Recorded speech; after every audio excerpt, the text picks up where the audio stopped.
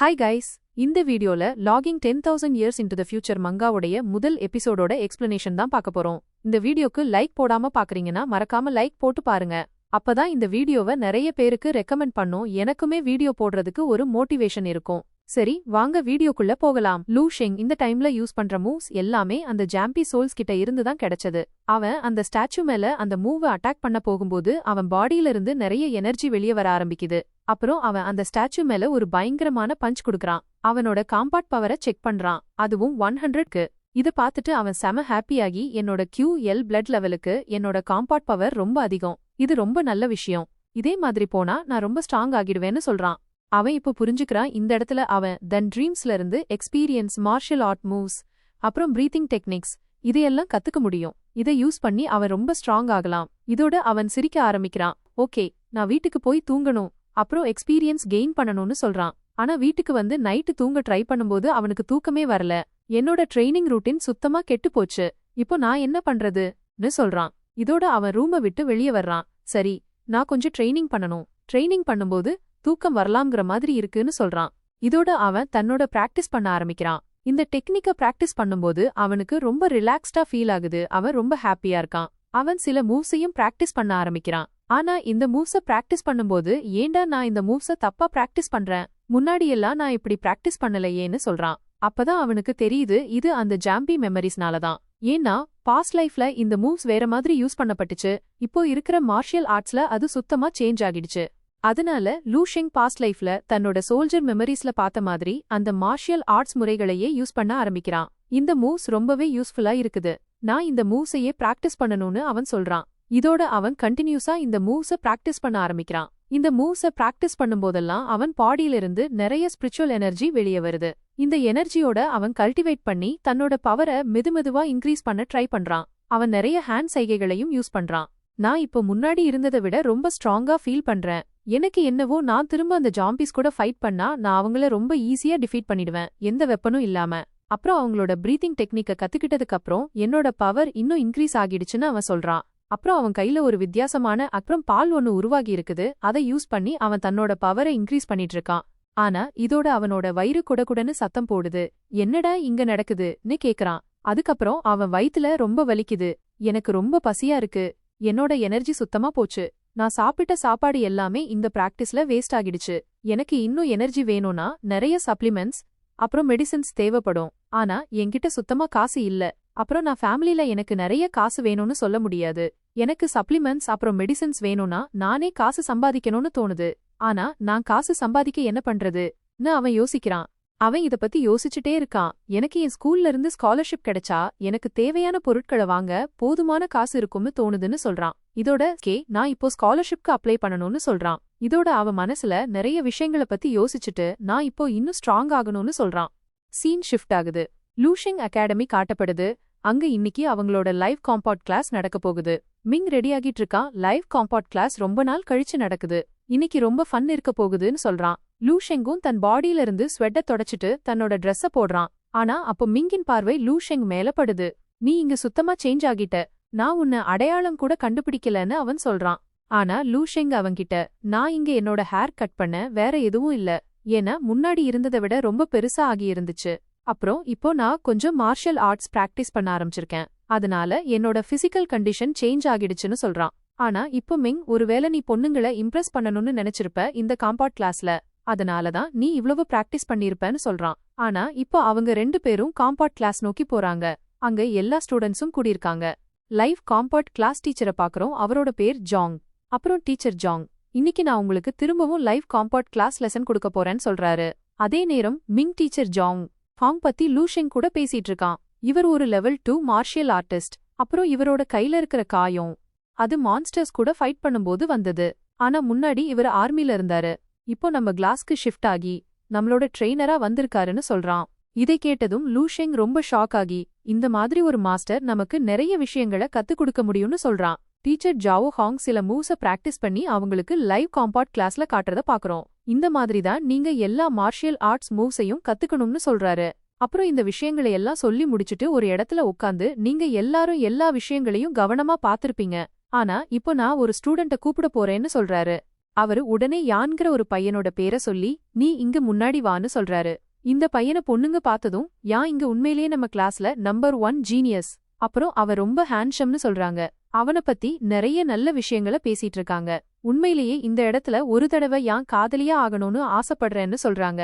யான் அவங்க பேசுறத கேட்டுட்டு இருக்கான். அப்புறம் அவங்க என்ன பேசுறாங்கன்னு அவனுக்கு தெரியும். அதே நேரம் லூ ஷெங்கும் இதையெல்லாம் பாத்துட்டு இருக்கான். மிங் இங்க இது சுத்தமா இருக்கவே முடியாது. ஒரு பையன் ஹேண்ட்ஷம், டேலண்டட், ரிச் மூணுமே அவன்கிட்ட இருக்கவே முடியாது. அப்படி சுத்தமா இருக்கவே முடியாது.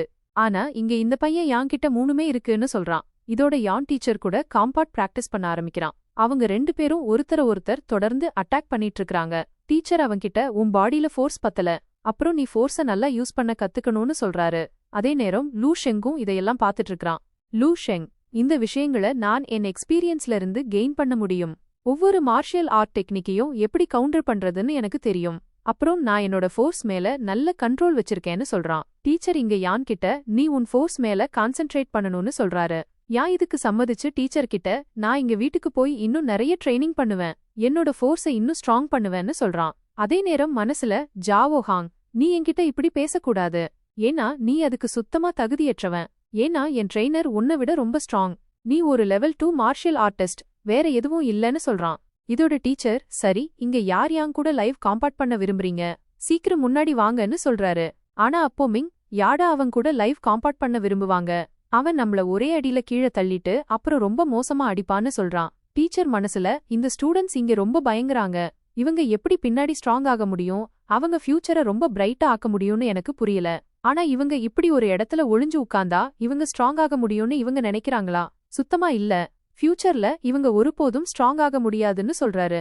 இதோட அவரோட பார்வை லூ ஷெங் மேல படுது. அவனோட கண்கள் ப்ளூ கலர்ல க்ளோ பண்ணுது. அப்புறம் அவன் பாடியில இருந்து நிறைய எனர்ஜி வெளியே வருது. டீச்சர் அவன்கிட்ட பாத்து, இந்த பையனை நான் இங்க முன்னாடி ஏன் பாக்கல, இவன் யாருடான்னு சொல்றாரு. அப்போ அவரோட பார்வை லூ ஷெங் மேல படுது. அவன் இப்போ சுத்தமா நார்மல் ஆகியிருந்தான். அவர் லூ ஷெங் கிட்ட, பையனே நீ இங்க யான் கூட ஃபைட் பண்ண போறியான்னு கேக்குறாரு. லூ ஷெங்கும் இதுக்கு ரெடி ஆகிறான். இத கேட்டதும் மிங் ஷாக் ஆகுறான். மிங், லூ ஷெங் இங்க சரண்டர் ஆயிடு, இல்லனா அவன் உன்னை ரொம்ப மோசமா அடிக்க போறான், அதனால சரண்டர் ஆயிடுன்னு சொல்றான். ஆனா லூ ஷெங், நான் உனக்கு ஸ்டார்டிங்லே சொன்னேன், நான் இப்போ நிறைய மார்ஷியல் ஆர்ட்ஸ் பிராக்டிஸ் பண்ணிட்டு இருக்கேன், அதனால நான் உனக்கு சுத்தமா பயப்பட மாட்டேன், நான் எவ்வளவு ஸ்ட்ராங் ஆகியிருக்கேன்னு உனக்கு காட்ட போறேன்னு சொல்றான். டீச்சர் இதோட சொல்ல ஆரம்பிக்கிறாரு, 3 நிமிஷத்துக்கு 5 ரவுண்ட் இருக்கும், இதுக்கு ரெடியாகிக்கோங்கன்னு சொல்றாரு. அப்புறம் அவர் லூ ஷெங் கிட்ட, இந்த இடத்துல எனக்கு உன் QL பிளட் லெவல் பத்தி சொல்லுன்னு கேக்குறாரு. ஆனா இதுக்கு முன்னாடி அவங்க 2 பேரும் ஒருத்தர் இந்த லைவ் காம்பாட் கிளாஸ்ல பாத்துட்டு இருக்காங்க. ஏன்னா இந்த மேட்ச்ல யாரு ஜெயிக்கிறாங்களோ அவங்க தான் இந்த கிளாஸ்ல ரியல் ஜீனியஸ் ஆக போறாங்க. டீச்சர் இதோட லூ ஷெங் கிட்ட, எனக்கு இங்க உன் QL பிளட் லெவல் பத்தி சொல்லு, நீ உன் QL பிளட் லெவல லாஸ்ட் டைம் செக் பண்ணும்போதுன்னு கேக்குறாரு. லூ ஷெங் இத கேட்டதும் 0.8ன்னு சொல்றான். டீச்சர் இத கேட்டதும் ரொம்ப ஷாக் ஆகி, என்ன நான் இங்க இந்த பையனை தேர்ந்தெடுக்கிறதுல ஏதாவது தப்பு பண்ணிட்டேனா, இந்த பையன் தாக்கு பிடிப்பான்னு எனக்கு சுத்தமா தோணலன்னு சொல்றாரு.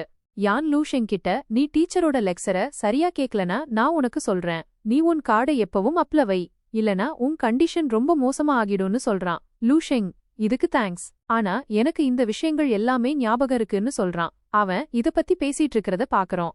ஆனா யான் குத்து லூ ஷெங் பக்கத்துல ரொம்ப க்ளோஸா வருது.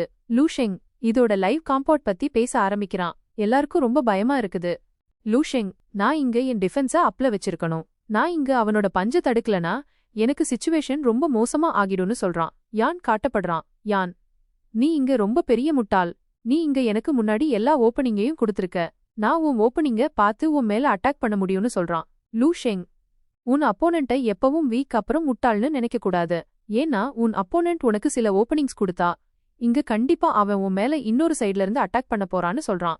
இதோட லூ ஷெங் பயங்கரமான பஞ்ச் அவன் கன்னத்துல அடிக்கிறான். இந்த பஞ்ச் ரொம்ப ஸ்ட்ராங்கா இருக்கிறதுனால யாங் கூட கீழே விழுந்துடுறான். எல்லா ஸ்டூடெண்ட்ஸும் இத பார்த்து ஷாக் ஆகுறாங்க. அப்புறம் ஒரே பஞ்ச்ல அவன் நாக் அவுட் ஆகியிருந்தான். டீச்சர் ஜாவோ ஹாங் கூட அவன்கிட்ட வந்து, நீங்க எல்லாரும் என்ன பாத்துட்டு இருக்கீங்க, சீக்கிரம் டாக்டர் கூப்பிடுங்க, இல்லனா இவனோட கண்டிஷன் ரொம்ப மோசமா ஆகலான்னு சொல்றாரு. இத கேட்டதும் எல்லா ஸ்டூடெண்ட்ஸும் ஷாக் ஆகுறாங்க. எல்லாரும் லூ ஷெங் மேல பார்க்க ஆரம்பிக்கிறாங்க.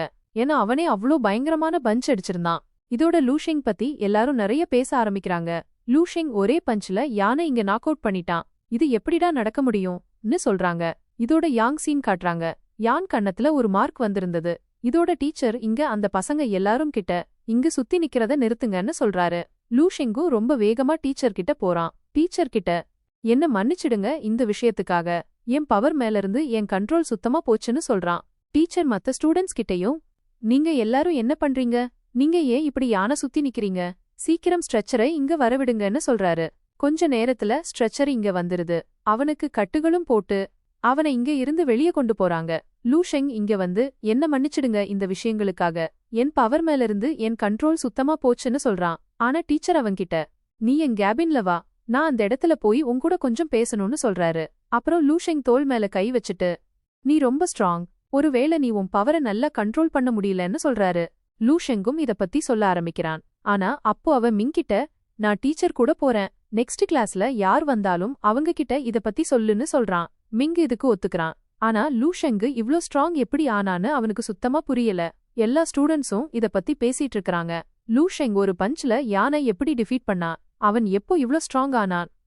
இதோட நம்ம மிங் இங்க நம்ம 2 பேருக்கும் இடையில மெதுமெதுவா கேப் அதிகமாயிட்டு இருக்கு. எனக்கு என்னவோ வரும் காலத்துல நம்ம 2 பேரோட ஃப்ரெண்ட்ஷிப் இப்படி முடிய போகுதுன்னு சொல்றான். லூஷெங் காட்டப்படுறான். லூஷெங் டீச்சர் கூட டீச்சர் கேபினுக்கு வந்துடுறான். அங்க லைவ் காம்பாட்டோட நிறைய சாமான் கிடந்தது. அவன் இந்த விஷயங்களையெல்லாம் பார்த்து ரொம்ப ஷாக் ஆகி, இங்க இருக்கிற பொருட்களை நான் முன்னாடி ஒருபோதும் பார்த்ததில்லன்னு சொல்றான். டீச்சர் இதோட, எல்லாருக்கும் ஏதோ ஒரு சீக்ரெட் கண்டிப்பா இருக்கும், அப்புறம் அவங்க சீக்ரெட்ட பத்தி ஒருபோதும் யாருக்கிட்டையும் சொல்ல மாட்டாங்க. ஆனா நீ இங்க சொல்லணும், உன்னோட ஸ்ட்ரென்த் எப்படி அதிகமாச்சு, அது ஏன் இவ்வளவு அதிகம், ஏன்னா நீ உன் QL பிளட் பத்தி 0.8ன்னு சொல்லியிருக்க. அப்போ நீ யானை எப்படி டிஃபீட் பண்ண முடியும், நீ இங்க ஏதாவது ஒன்னு மறைச்சு போய் சொல்றன்னு எனக்கு தோணுது. நீ சில பேன் பண்ணப்பட்ட மெடிசன்ஸை யூஸ் பண்றன்னு எனக்கு தோணுது. அதை எந்த மார்ஷியல் ஆர்டிஸ்டும் யூஸ் பண்ண முடியாது. அப்புறம் அதை யூஸ் பண்ணி நீ உன் QL பிளட்டை இன்க்ரீஸ் பண்ண ட்ரை பண்ற. ஆனா நீ இந்த விஷயங்களை செஞ்சிருந்தா அதுக்கப்புறம் உனக்கு இங்க பனிஷ்மெண்ட் கிடைக்கும், உன்னை அகாடமில இருந்தும் வெளியே அனுப்பிடுவாங்க. இப்போ இத பத்தி உன் கருத்து என்னன்னு சொல்றாரு. லூஷெங், சார், இங்க நான் அப்படி எதுவும் பண்ணல, நான் இந்த விஷயத்த ப்ரூஃப் பண்ண எதையும் பண்ணுவேன், நான் எந்த டெஸ்ட்லயும் போக முடியும்னு சொல்றான். இதோட டீச்சர், சரி, இங்க சீக்கிரம் உன் QL பிளட் பவரை காட்டு, நான் செக் பண்ண விரும்புறேன். இதோட நீ உன் காம்பாட் பவரையும் எனக்கு காட்டணும். இறுதியா உன் காம்பாட் பவர் எவ்வளவு அதிகம், இதுக்கப்புறம் நீ இங்க உண்மையிலேயே ஸ்ட்ராங்கா இல்லையான்னு எனக்கு தெரியும்னு சொல்றாரு. இத சொல்லிட்டு லூஷெங் ரெடியாகி உடனே அந்த ஆர்ட் மேல கை வைக்கிறான். இந்த தடவை முன்னாடி இருந்ததை விட ரொம்ப அதிக எனர்ஜி வெளியே வர்றத பாக்குறோம். இத பார்த்ததும் டீச்சர் கூட ஷாக் ஆகுறாரு. அப்போ டீச்சர் முன்னாடி ஒரு ஸ்கிரீன் வருது. அதுல லூஷெங் QL பிளட் லெவல் 1.5ன்னு இருக்கு. அதாவது அவன் லெவல் 1 மார்ஷியல் ஆர்டிஸ்ட் ஆகிட்டான். இத பார்த்ததும் டீச்சர் கூட ஷாக் ஆகி, இந்த பையனோட எபிலிட்டி லெவல் 1 மார்ஷியல் ஆர்டிஸ்ட் வர ரீச் ஆகிடுச்சு, இது எவ்வளவு அமேசிங்னு சொல்றாரு. இதோட இப்போ லூஷெங் தன் காம்பாட் பவரை காட்ட ஆரம்பிக்கிறான். அவன் அந்த ஸ்டாச்சு மேல ஒரு பயங்கரமான பஞ்ச் அடிக்கிறான். அவனோட பஞ்ச் பவரை பார்த்து டீச்சர் சுத்தமா ஷாக் ஆகுறாரு. ஏன்னா அவனோட காம்பாட் பவர் ரொம்ப ஸ்ட்ராங்கா இருக்கிறதுனால அது அந்த காம்பாட் பவரை செக் பண்ற ரோபோ கூட டீச்சர் ஃபேவரட் ட்ரீயையும் உடைச்சிடுது. இதோட லூஷெங் அப்போலோஜிஸ் பண்ண ஆரம்பிக்கிறான். இது எல்லாமே அந்த இடத்துல மிஸ்டேக்ல நடந்துச்சு, நான் இந்த விஷயங்களை வேணும்னு பண்ணலன்னு சொல்றான். அவன் தன்னோட முழு பவரையும் யூஸ் பண்ணி சுவரிலிருந்து அவனோட ஹெட்செட்டை எடுக்க கொஞ்சம் கொஞ்சமா ட்ரை பண்றான். கொஞ்ச நேரத்துல அவன் வெற்றியும் பெறான். டீச்சர், இப்போ எனக்கு இங்க நம்பிக்கை வந்துருச்சு, நீ ஒரு ரியல் ஜீனியஸ். ஆனா நீ இங்க சொன்ன உன்னோட காம்பாட் பவர் அப்புறம் இதோட உன் QL பிளட் 0.8 இருந்துச்சு. அப்புறம் எனக்கு சொல்லு, இதுக்கு முன்னாடி நீ உன் QL பிளட் லெவல எப்போ செக் பண்ணன்னு கேக்குறாரு. இதோட லூஷெங் அரை மாசத்துக்கு முன்னாடின்னு சொல்றான். இத கேட்டதும் டீச்சர் ஷாக் ஆகி, அரை மாசத்துக்குள்ளேயே இவன் தன்னோட பவரை டபுள் விட அதிகமா இன்க்ரீஸ் பண்ணிருக்கான், நான் அப்படி சுத்தமா நம்ப முடியாது. ஆனா இந்த பையன் ஒரு ஜீனியஸ்னு சொல்றாரு. இதோட அவர் அவன்கிட்ட, நான் இங்க அகாடமிக்கு உன்னை பத்தி சொல்லணும், அதுக்கப்புறம் அவங்க உன்னோட ப்ராக்ரஸ் மேல இன்னும் அதிகமா கான்சென்ட்ரேட் பண்ணுவாங்க. இதோட உனக்கு ஏதாவது ப்ராப்ளம் இருந்தா அதுக்கான சொல்யூஷனும் அகாடமி வழியா எடுக்கப்படும்னு சொல்றாரு. இதோட அவர் லூஷெங்குக்கு இன்னும் நிறைய விஷயங்களை சொல்ல ஆரம்பிக்கிறாரு. ஆனா லூஷெங் இங்க டீச்சர் கிட்ட, நான் இந்த விஷயங்களை சுத்தமா விரும்பல, நீங்க இந்த விஷயங்களை பத்தி அகாடமி ஹெட் கூட பேச, இந்த விஷயங்களையெல்லாம் மறந்துடுங்க, இந்த விஷயங்களை சுத்தமா பண்ணாதீங்கன்னு சொல்றான்.